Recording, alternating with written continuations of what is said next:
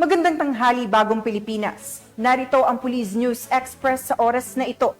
Sa patuloy na pagpapataas ng moral at kapakanan ng mga tauhan ng Regional Mobile Force Battalion ng NCRPO, nagsagawa ng Talk to Men si Police Colonel Celso M. Rodriguez, Force Commander sa Camp Bagong Diwa, Taguig City.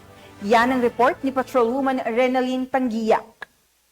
Sa patuloy na pagsusumikap ng RMFB NCRPO para tiyakin ang sapat na kapakanan ng kapulisan, ang Force Commander nito na si Police Colonel Celso M. Rodriguez ay personal na kinausap ang mga tauhan nito upang palakasin ang moral at tiyakin ang maayos at malakas na pisikal, mental at emosyonal na kalusugan ng mga ito, kung saan mahalaga sa pagganap ng kani-kanilang mga tungkulin at gampanin bilang isang alagad ng batas.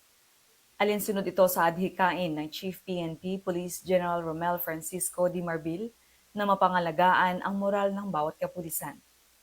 Tiniyak naman ng RMFB Force Commander ng inisyatibong ito ay patuloy na ipapatupad at pagyamanin upang makamit ang mataas na pamantayan ng serbisyo publiko. Mula dito sa RMFB NCRPO sa pamumuno ng aming Force Commander Police Colonel Celso M. Rodriguez, ako po ang inyong Police News Network Correspondent, Patrolwoman Renaline Tangiak, alagad ng batas, tagataguyod ng Balitang Pulis.